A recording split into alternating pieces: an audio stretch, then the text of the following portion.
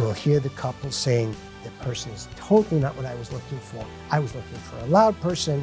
He or she was very quiet. Marriage used to be about loyalty, but loyalty isn't the only thing. We've gone beyond loyalty to we've gone to love and affection, wanting to feel cared for, wanting to feel important, wanting to feel special. I am the person who's special to the other person. Welcome to the Jewish Marriage Podcast, your home for unique, insightful conversations about all things Jewish dating and marriage. I'm your host, Yisrael Glick, and I'm excited to welcome our guest for today, Dr. Rabbi Yosef Shagalow. Hi, Rabbi Glick. Thank you so much for being here. Now, you are both a doctor of psychology and a rabbi. Yeah. Today, you're here primarily with your psychology hat on, which is why we put doctor before rabbi, Dr. Shagalow.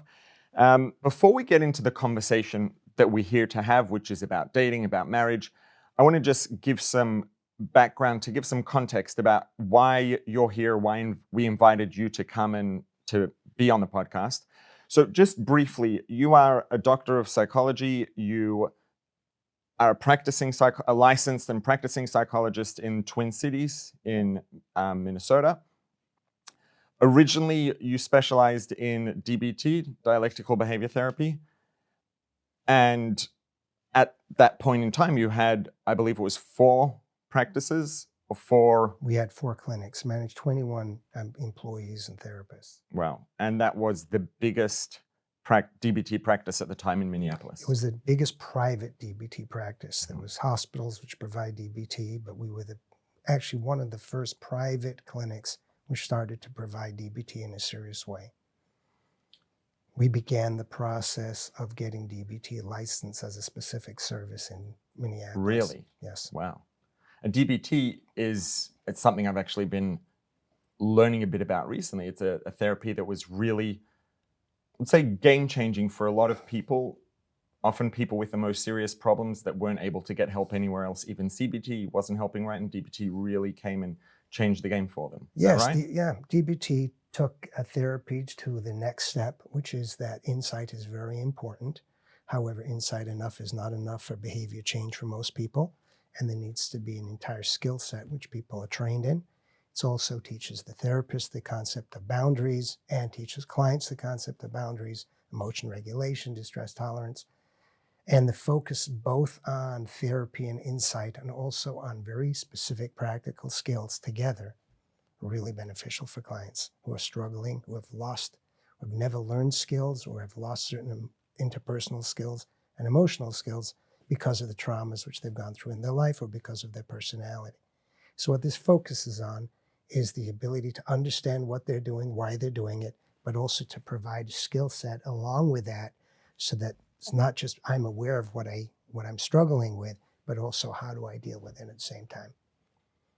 So it sounds like it's the kind of thing where that could really probably be very beneficial and useful to anybody in any context, not just specifically the people it was primarily developed for. Absolutely. Actually, the skills are already out there, and all the skills from DBT are already out there in the therapy world, but they were cataloged, put together, and they were chosen specifically for how they help these individuals who struggle with these issues, and made very simplified with acronyms and things like that to help them be able to access that. At the same time, teaches people how to keep a good, proper diary and recognize what is going on with them.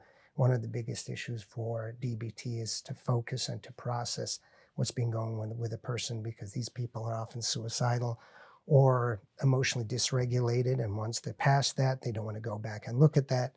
And so part of this process is becoming aware, becoming comfortable at examining what's going on, how it starts, and what they can do to intervene in the future. Wow. Okay. So now you're more recently, let's say, in private practice, addressing a range of, of therapy for a range of different things. You do a lot of couples counseling. So I do couples counseling. I do depression. I do some anxiety work. I do generational work, which is often parents who are struggling with their children who are struggling with their parents. I'm talking about teenagers or adult children struggling with their parents. I work with geriatric clients. I work with SPMI. SPI is serious and persistent mental illness. And work with ADHD, some personality disorders. And it's been quite a range doing what I do. It's been really enjoyable. I like what I do. It can be tiring, but I love it. And that's why I show up to work every day. Something I really like doing. Amazing. I'm sure there's a lot of fulfillment in it as well. Yes, there is. Sometimes there's the opposite. Sometimes you can feel like I wasn't able to help somebody, or I don't know how to help somebody. But often there's the feeling of, at least I was able to do something for this person. That's a really nice feeling, especially when you work with somebody who is dating or somebody who's going through that process and able to help them through that process. It's really nice. Or to help them out of a bad situation is also a really nice thing to be part of, and it's nice to have it.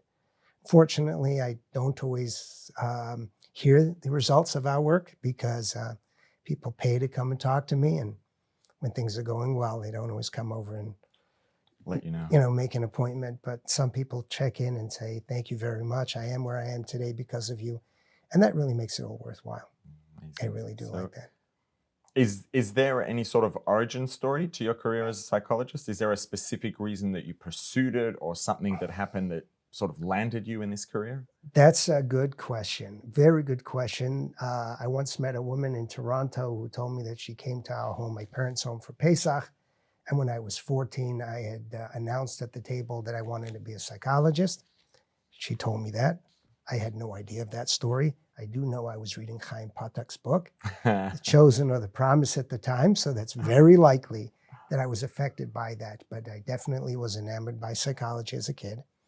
I also wanted to become a rabbi and go out on shlichus for Lubavitch Rebbe, and I had no idea how I was going to do both. So the whole idea of therapy and psychology was on the back burner. But as I went out on shlichus, I went out to be a rabbi and a teacher in St. Paul, Minnesota. Rabbi Feller brought me out there, hired me to come out as a teacher and to run the day camp. But then as I was in the larger Jewish community, people would come and talk to me, and I loved interacting with people, but I found that I wasn't able to help them. And I felt like I needed some more skills to be able to help people. I thought it would help me on my shlichus. Rabbi Feller and Rabbi Friedman both were very encouraging, together with my brother-in-law, Rabbi Glukowski from Israel. And they encouraged me to pursue this. And I wrote to the Rebbe at the time, and the Rebbe gave me his bracha. And they were very supportive of it, and I went ahead and I did it. And which means I went to school, got a master's degree. I was married already, working full-time, got my master's degree in the evenings for 3 years. Stopped for 1 year because my wife begged me to get to know my children at least for 1 year. Say, I bet doing that taught you a lot about marriage. Definitely did. Had to compromise a lot, and worked 40 hours during the week, and then went to school in the evenings 3-4 times a week. And to cover the bills, had to work on Sundays. And then took a break from school for a year. And at some point, my wife had a baby, and she went back to get herself a master's degree. Wow. And after that year, went back to get a doctorate degree, which was the only way I was able to do it, instead of doing the master's and the doctorate together. So it took me a total of 8 years to get my degree. And after that, I hit the ground running. And well, it sounds like you'd been running already for a while, so hitting the ground running was the way to go. Yes. Wow. Okay. Amazing. So we have a lot to talk about today. You have, and I think something that makes you unique and makes you very valuable is you get to see the situations in which things are not necessarily always going so well. So you have experience and expertise in the things that really do make a difference. What are the things that actually translate into a more healthy or a less healthy marriage? What are the things that translate into a more successful or less successful, smoother or bumpier dating process, etc.? Because when people are having a hard time, they end up in your office. So I think you could have some really valuable, very tangible, real world insight into, that'll, for people who are either looking to engage in the process of finding the person that they're going to marry, someone who's interested in dating, or people who are getting married soon, people who are at the beginning of their marriage, people who've been married for a long time. Everybody has a lot to learn, and I'm looking forward to getting your insight. So let's start with dating first. Obviously, you have to date and find someone to marry before you can be in a marriage. So We hope so. yeah. Well, there's such a thing today that as Some people people who get- marry themselves. So Some people marry without dating. Some people date without getting married. And hopefully people date and get married and it works Yes. out well. So let's start with the basics, right? Obviously, the question that anybody who's dating or about to be dating wants to know is, what are the things I should look for, right? And you, again, because of your expertise and experience, are going to be able to tell us what are the highest priority things that are actually going to translate, that are actually going to make a difference.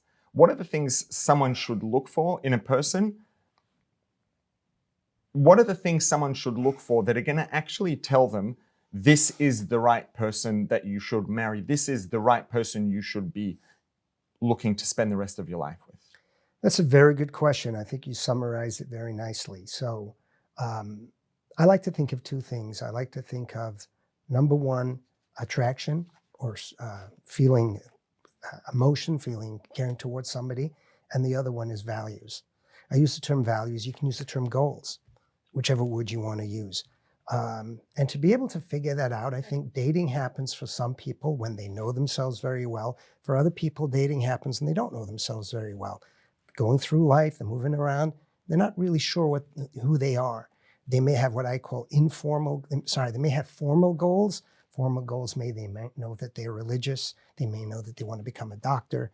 I call those formal goals because they are very structured goals, structured values about themselves, which they know. But informal goals, informal values might be simple things, or they could be very important things, which they just don't know about themselves. How do they feel about global warming or something like that? Or religiously, where are they at? Or are they more kind? Or are they more withdrawn? Or are they more social? These are important issues for people to know about themselves when they date. So would it make sense to maybe say that the distinction between them is, let's say, explicit goals and then like maybe subconscious goals? Oh, yeah, I would use the word implicit, but they're not subconscious. And they're not subconscious because they're easily accessible when somebody thinks about them. So I like to use the word subconscious for things which people have really no access for. So what I tend to ask people is, first of all, do you know what your goals are? And I ask people to make a list. Make a list of what is valuable to you. And people don't know what's valuable to themselves. So sometimes, now when I say people, I mean some people. Some people are very clear what the values are. They know themselves quite well. Others don't. And so it's helpful before you go into date to have a certain sense of what's important to you and somehow to make a list. It's not very hard. It can be easier than it looks to make a list instead of thinking about what are my values. Put on a list of people, who are the kind of people you're attracted to, who are the kind of people you're not attracted to, who are your heroes, who are not your heroes, what do you like to do, what do you not like to do. Make a list of those things. You may find out, I like to read. That's very important to me. I like to go hiking. I like to sit and be alone. I like to talk to people. And then after you've made that list, usually come up with 20 items, go through them a second time and say, which one of these are absolute values? Which ones of these can I not live with? And you can come up with 3 or 4 values which are very important to you. And those are the ones that you want to focus on. If you're a religious person, obviously your religion is going to be important. If you're becoming a doctor, you're going to school, or education is important to you, that's going to be up there high on that list. That's probably going to be something, however much you like another person, if they cannot match you in that goal, it's not going to work out. When you say match you in that goal, do you mean in terms of their interest in it, or in terms of the fact that they're prepared to accommodate, let's say, the study? Is it both? Rabbi, you are asking an amazing, insightful question, because that's exactly true. I think a lot of people think it means that they have to have exactly the same values. And I don't think that's correct. There are certain values, raising children, the goals, the general outlook of where your family is going. You do need to have you want to have the same values. Are we going to live in England? Are we going to live in America? Are we going to live in Australia? If you have different values about that, it's probably not going to work out. If they're not negotiable. If they're not negotiable, that's correct. But if we're talking about people who've got values, I think the question isn't do we have exactly the same values? The question is, can I respect the other person's values? I believe one of the myths about dating and marriage is that we have to have the same values, and I don't think it's true. Like I said before, there are certain values which are needed, but I think people make a mistake about that. I think there's a lot of couples which I see which have very different values, but they respect each other's values. One of the myths is we need to parent exactly the same. It's not true. Parents, the research shows that parents parent very differently. One person can be calm, the other person can be very excited. One person can be thoughtful, the other person can be impulsive or quick. Those things don't matter as long as they can trust each other and they can respect each other and take influence from each other.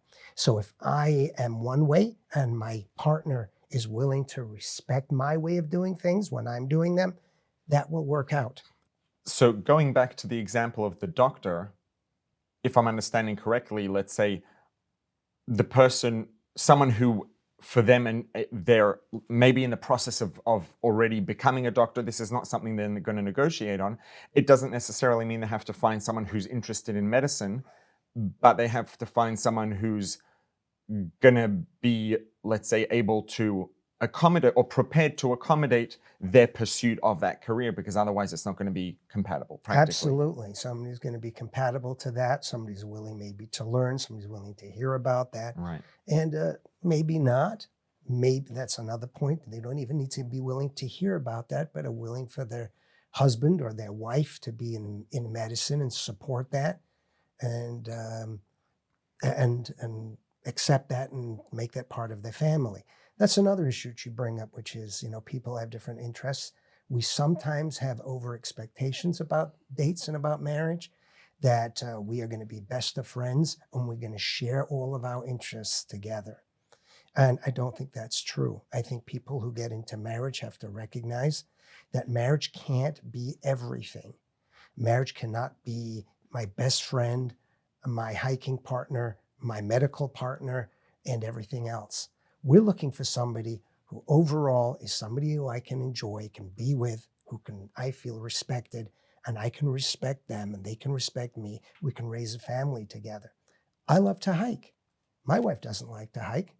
Surprised me very much, actually. She now loves to hike too. But the point is that even if she didn't, but she's got so many other strong skills, so many other strong values, which I appreciate. If I want to go hiking, I'll have to find another friend to go hiking with.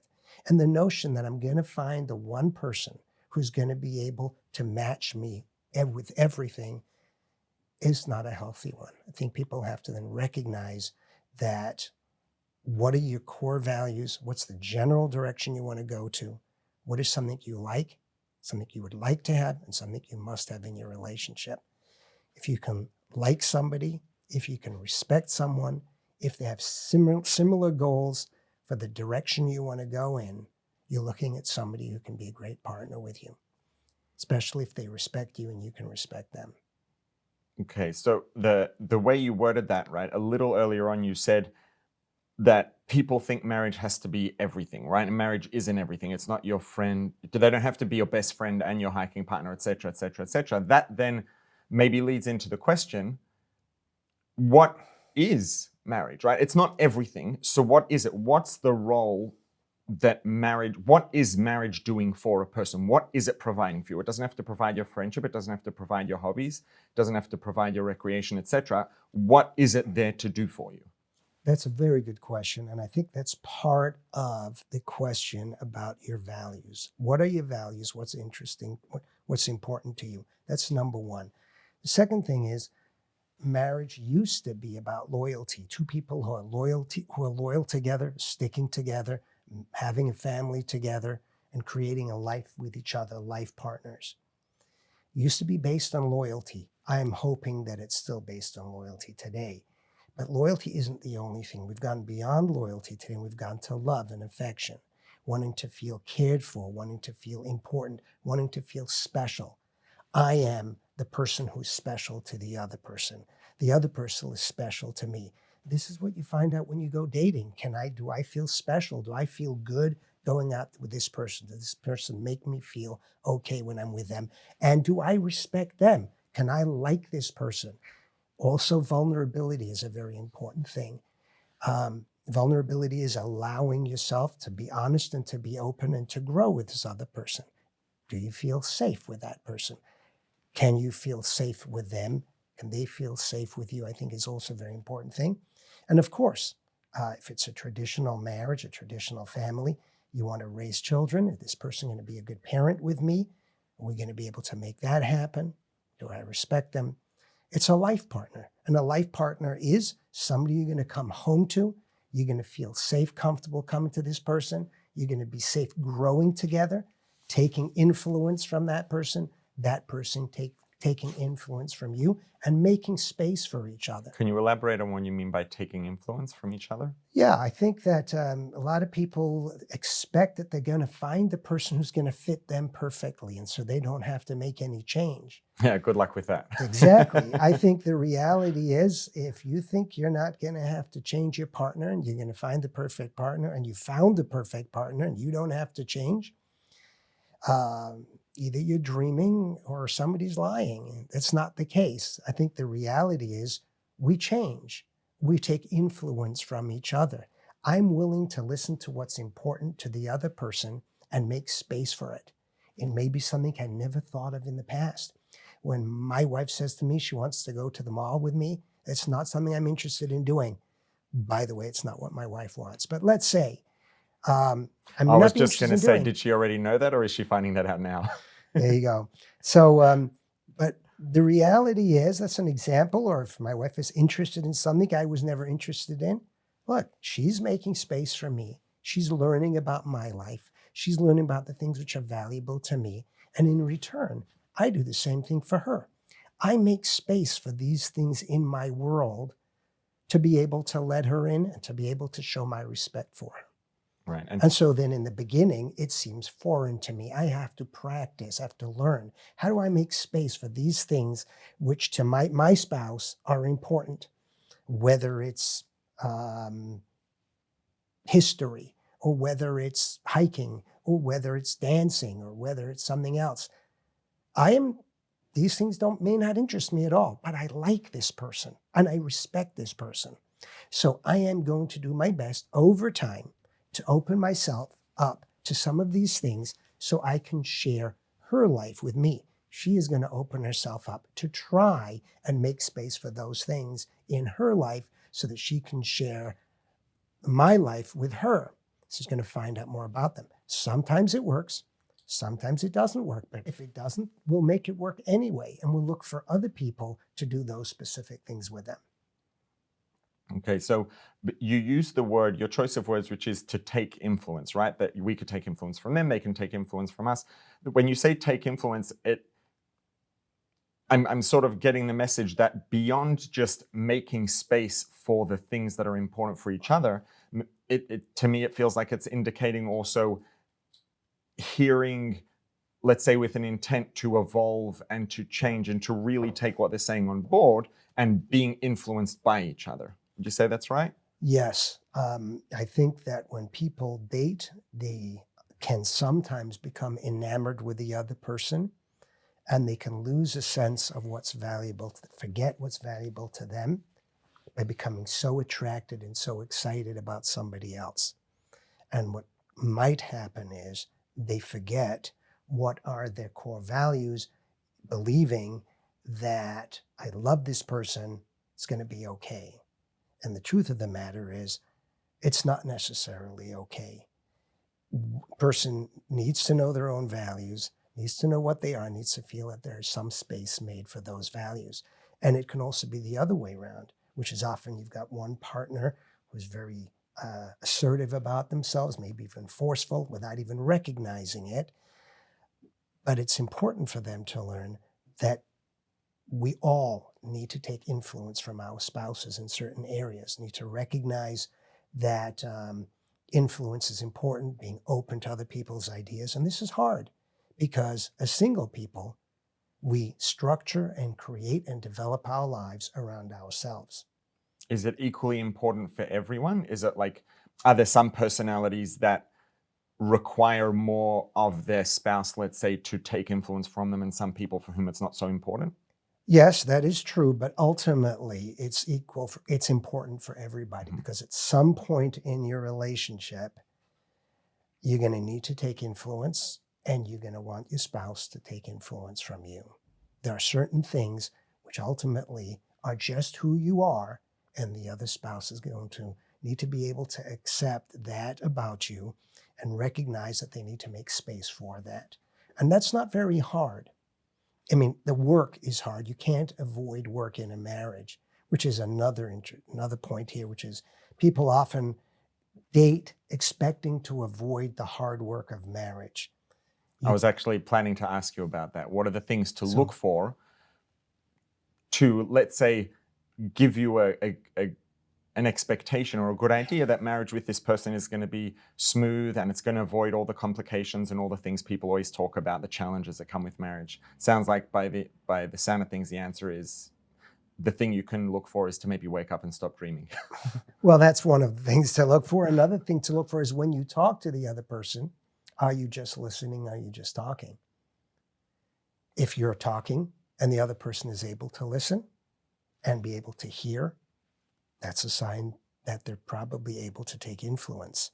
If the other person can talk and you can listen, that's probably a sign that you're willing to take influence. Right, but ultimately, even if we have both of those things, there's no guarantee ever, right? That, or not even there's no guarantee, there's no, based on what you just said, it sounds like what you're saying is that there's no such thing as, the same way there's no such thing as a life without challenges, there's no such thing as a marriage without challenges. And Absolutely. If someone's looking to get, what are the signs that are going to show me that marriage with this person is going to be smooth and there's not going to be all the challenges, they just need to redefine their expectations, because that doesn't exist. Is that right? Yes. I think that's something also that people who are dating can bring into the process of dating by simply talking, asking questions. Now, the important thing is not to ask every single question about every single possibility which will come up in your future life. That's very naive to believe that you'll get, even if you get the right answers, that will be helpful. But what you're looking for is not, do they check off every single thing you're looking for, but how does that conversation go? Is that conversation a respectful one, or is it a difficult one? If it's a respectful one and there's a give and take in the conversation, you can assume that after marriage, there'll probably be give and take in that also. So we're not trying to get exact, detailed answers about the future. What you're trying to see is, as you date, are their interactions respectful? Do you get decent and respectful answers to your questions? Do you get respectful responses? Do you feel like you're heard? And are you hearing the other person properly? Those are the kind of things you want to see when you date. Right. So it sounds like perhaps the message is that one of the most important things is between these two people who are meeting and, let's say, investigating the possibility that they might pursue a life together, is, do we have between us a framework with which we can work through things, because things will come up, through which we can be able to navigate, figure things out, etc. Very well said. I think it's very well said. You know, one of the statements we find in the Gemara, and find it in Rashi, in the Talmud and in Rashi, says, Al kol peshoim techasa ava. When there is love, it covers over all sins. Not necessarily sins, but deficits. When two people appreciate each other and love each other and care for each other, they're willing to overlook those sometimes differences which happen between them. I think that's important about a lot of things. So when couples get along and they're respectful of each other, they're able to manage a lot of the differences which happen in a relationship. So that the fact that, let's say, using the term loosely, love, let's say love and or infatuation, right, can cover over flaws or deficits, right? That could be a double-edged sword, because obviously in a healthy, fulfilling marriage, right, everybody has flaws, and a healthy marriage should include the fact that because we're in this together and there's this, mutual love and connection and respect, etc. So yeah, we'll overlook those things because, on the scale, it doesn't rank, right? That being said, going back to what you said earlier, is that sometimes when people are dating, they meet someone and for whatever reason, they become perhaps infatuated head over heels, and then they become perhaps out of touch with what their objective priorities are. And they can get carried away and forget about the things that are going to be important, when they wake up in the morning, after they're married, 2 years down the road, 10 years down the road. So a few things, I guess, that really could, we could use. Let me answer right there, because I'm very forgetful and I'll forget the question you're asking. So I want to answer it. Clearly, if you're dating somebody and you see a fault, which is very difficult for you to see, it would be a mistake to think that if I like this person, that fault will go away. No, that's a strong indication you're picking up something which you don't like. Even though you're infatuated with this person, that's probably not going to change after you get married. Actually, if it bothers you now, it'll bother you even more later, probably. I am referring to something else. I'm referring to the concern that in the future, this might become a problem. Those kind of things are more about worry than they are about denial. That's a different thing. When people care about each other, you can't worry about every possibility. Well, what will happen in the future? I see this about this person. How is it going to look in the future? She's a timid person. He's an assertive person. What will happen if? The answer to that is, if you like the person, you'll make it work out. If it's becoming already an issue now and you think to yourself, well, maybe I can ignore it because if I like him, I can ignore the fact that he wants to move to France and I don't want to go to France. That's probably not going to work. Whether you love the guy or you love the girl, that is probably going to be a problem even after you get married. Right now, it's a current specific issue. Just the fact that you care about that person isn't going to make a difference. We're using the term love, and I want to be clear about this. We're also talking about dating. Some people feel love when they date. Other people don't. I think the word I'm going to use to be more careful is care and concern. I care about this person. I like this person. I'm attracted to this person. Any one of those words is fine, because loving a person is not something you necessarily will feel when you date someone. If you're lucky, you may feel infatuation, but you just want to feel comfortable.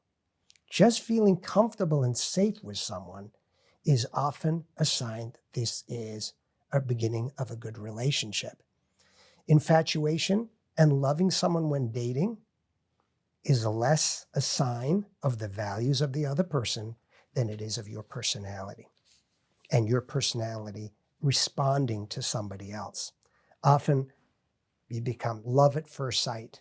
Well, we know from research that love at first sight has less to do with the other person than it has to do with how you come into the relationship or how you were triggered by something which was said, which made you feel love at first sight. It has little to do with the objective reality.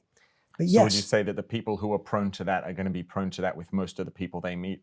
not necessarily, but my point is just that the idea of you've got to feel strong, overwhelming love, or you've got to be smitten by the person, or you've got to be swept away by the person, and if you're not, this relationship is not for you, may be unfair, and you may be losing out by having that view.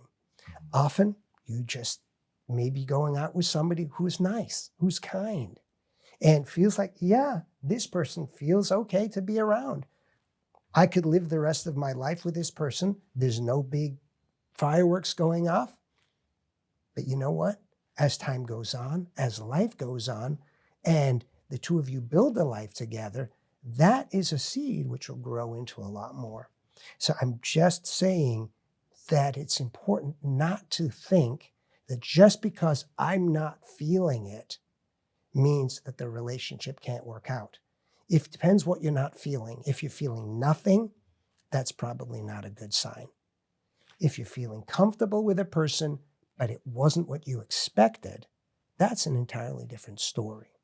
Don't give up. These things take time.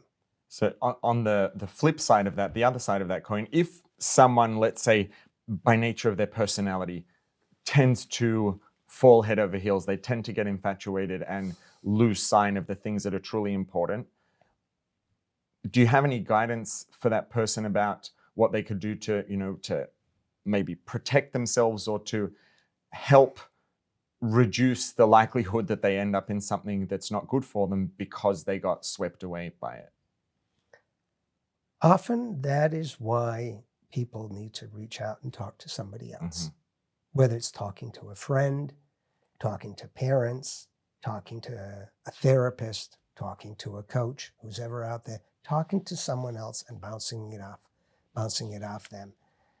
As a therapist myself, I would tell you to speak to a therapist, but in reality, speak to other people to get some clarity sometimes about these things. I think we often trust our emotions. John Gottman is a famous marriage therapist and a researcher, and he will tell you over and over again that the excitement which people get into their relationships up front is not much of an indicator of the success of the relationship later on. So we know that that's not something that necessarily translates into, let's say, how successful or strong a marriage is going to be.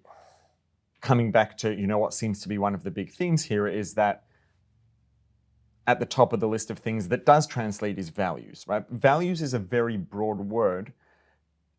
Can you give any clarity maybe in a bit more specifically? Are there any rules about what kinds of values are the ones that have the biggest impact on the long-term success or health of a marriage? Sure. Well, myself being a religious Jew and being from Chabadnik, I want the person who I'm dating to have those values. But there's a simple way to do that, and that is to ask yourself, what do you truly believe you want for yourself 5 years down the road, 10 years down the road? What do I want my life to look like? And what do I want my children to value? What do I want my children to respect? Can this person help me achieve that? So what matters, if I'm hearing correctly, is not necessarily the nature of the value so much as the fact that it is a high priority value to you. That's right. That's right. I work with people from all walks of life. The people I talk to, sometimes they're religious like myself, sometimes they're not. And part of what I will ask them is, can you see this person 10 years from now supporting what your values are? So for a traditional person, their values may be raising an observant family.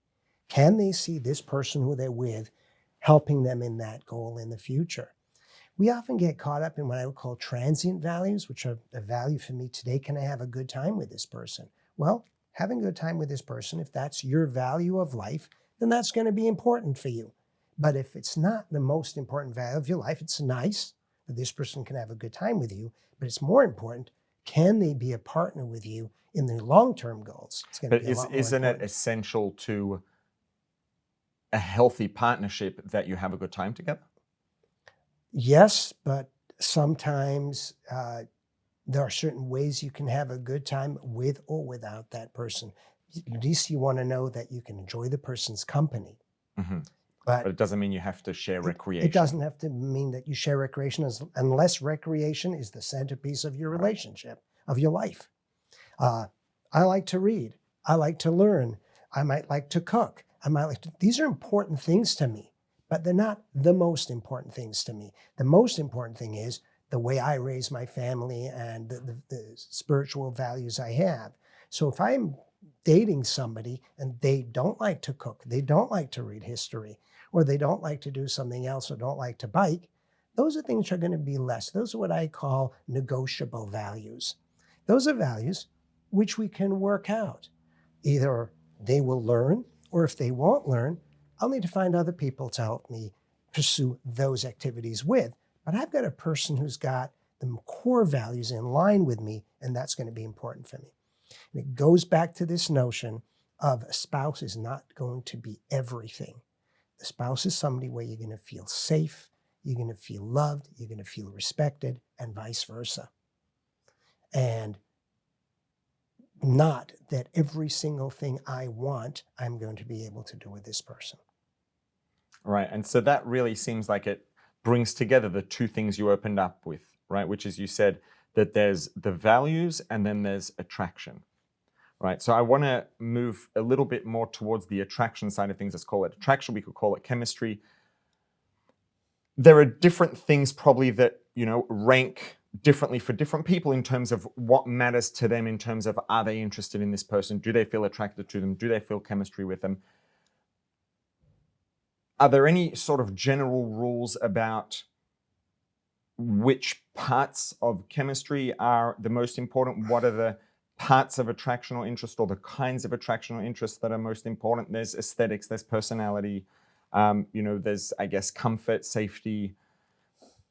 Are some of them more important than others? Does it vary from person to person? I think it sometimes varies from person to person. There are people who it's very important to them, for example, their partner's looks or whether their partner dresses well. I think we're all human. I think we're all attracted to somebody who looks good, somebody who dresses well, or somebody who carries himself well. I think those things which everybody likes. The question is, do you really realize how important that is to you? Do you know how important that is to you? And I think that sometimes when, if a person doesn't really know that, it's important to get their head straight beforehand or while they're dating to find out, is it really important that this person has got has got most of the values I'm looking for, but doesn't dress that well? Well, maybe you could help them with that. Maybe that's one of the things which they will change, even though it's not something which matters to them right now. Well, but if you find out that that's really high on your list, and you're the kind of person who looks, or the way this person dresses is very important to you, then be honest with yourself, because you can't expect to change after. Not going to change just because you want to believe it's not going to bother you after you're married. Right. But people can often recognize that something I would like, but not necessarily, it's a negotiable value. So there's got to be a certain amount of both chemistry, physical attraction in a relationship. There just needs to be that. That's part of human nature. How much of that is important, I think, is a different thing. I think we are all, today in our generation, we are flooded with information. We're flooded with images. We're flooded with ideas. And often these things create in us a more of a fantasy notion of what the spouse should be, rather than a real idea of what real people are. And I think that's a problem. So what happens is, when I go out with somebody, that person may not meet the fantasy which I had in the back of my head of what I wanted for a spouse. But in reality, when I go out with that person, they're nice. And not only that, I feel an attraction to them. But it's nowhere near the fantasy inside my head. And so we feel like, not good enough. It doesn't meet everything I was expecting. Well, that's not true. Sometimes just need to wake up and realize that good enough is good enough. And that we're struggling with imagery or ideas of perfection in our heads, which just aren't there. Right. So when it comes to, let's say, the way a person dresses, part of that, like you said, is maybe you could help them with that. Maybe they could develop that. When it comes to, let's say, a person's appearance, their features, that's not something that, that you're going to help them change, let's say. So is there anything a person can do, or if someone comes to you and they say, look, I'm meeting this person, I really appreciate their personality and values and all these things, I'm not enamored by the way they look, and I'm trying to figure out whether it's something that I can get over, and my appreciation for them as a person will end up making that not so important, or is it something that I need to really not negotiate, because it's going to be a problem if I try to, let's say, go into denial? How can a person sort of figure out where they stand between those? I was talking to a young woman who was going out with a guy, and she said to me, this guy is everything I wanted. I just can't look at him in the eyes, because when I look at him, I don't like what I see. When I get over that. And I told her, no, you won't get over that. If you don't like what you see now, probably isn't going to get better. But interestingly, that was after the first date. After the second date, she told me, he's a great guy. And I said, what about what you said about his looks? I like him because when he smiled, he radiates this happiness and this acceptance, and she feels good about it. That's a case where she was a little bit too quick on a judgment.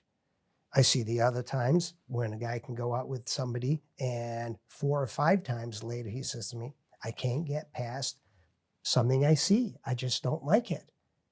Well, and not only that, but I don't feel good about it. Well, that's not going to change. If that's right there and it's still there, just because the other things work out, that doesn't mean that that's going to go away. If you have 3rd, 4th date and you've talked and it doesn't go away, that's a good indication this is probably not for you. Mm-hmm. However, what I'm talking about is when people say it's good, but it isn't good enough.